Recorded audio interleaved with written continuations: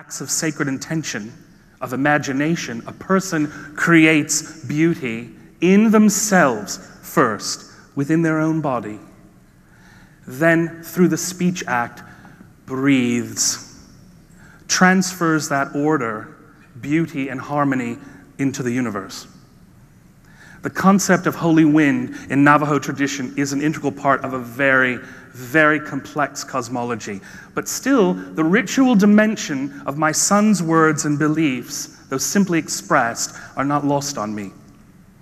Children, as the future holders of story and myth, must be conducted into the mysteries and complexities of the world in stages. The place that children come from is good, safe, protected, and so they must for a time be supported in their expectation that the world is good too.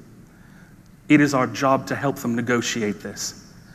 I believe, however, that the process is not necessarily served by romanticizing or sentimentalizing childhood, by succumbing to a cult of the child, wherein everything the little darlings say and do is considered precious. Believe me when I tell you that my views are tempered by nearly killing myself many times crossing the living room at night and stepping on a toy that I'd asked to be put away 42 times.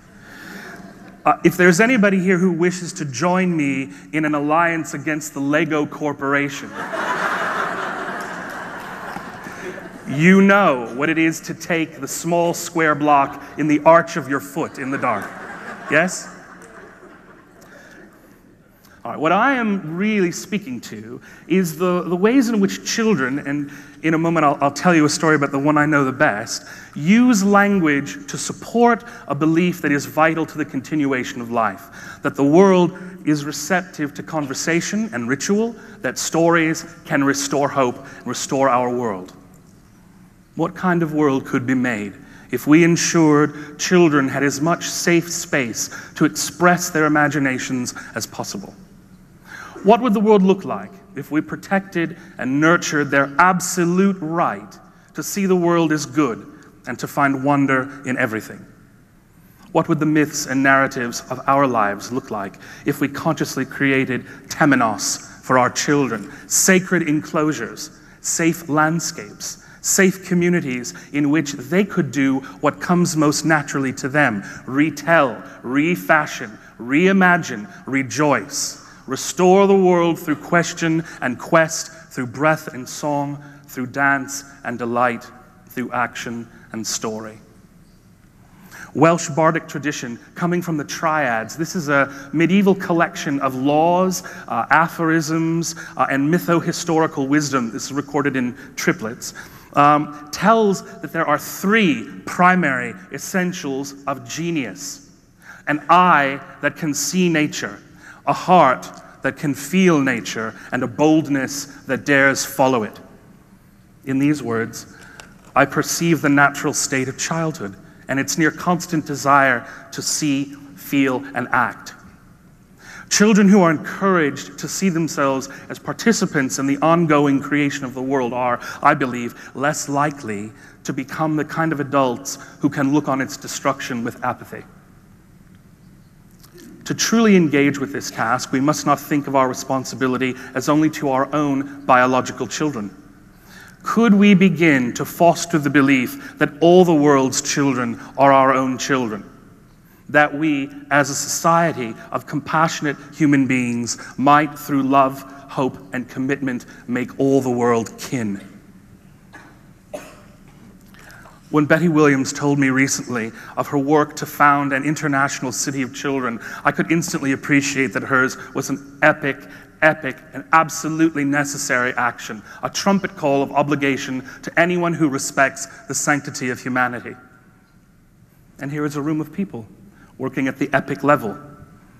I hope that along with our work, we can also remember the sanctity of small wonders and small voices and all the little events that flash in and out of the present, which, if acknowledged, give such meaning, support, and a sense of hallowedness to our ongoing work.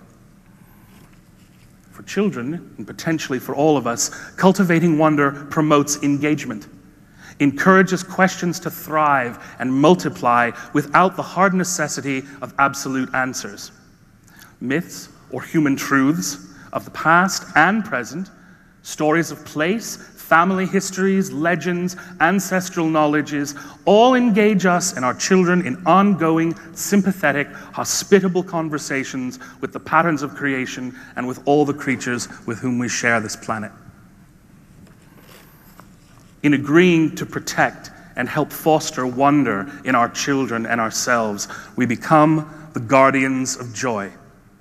We meet this task in big ways, in little ways, according to our abilities, but always, I believe, by not providing easy answers, but instead by reveling in paradox, telling good stories, making good art, respecting the sanctity of both hearth and wilderness, extending courtesy and hospitality to all creatures, acknowledging mystery while respecting its boundaries, and by welcoming those mysteries joyfully into the lives of our families. But where are these mysteries to be found in our world of distractions? Well, I think we must be attentive, each of us seeking them out on our own ground and in our own backyards.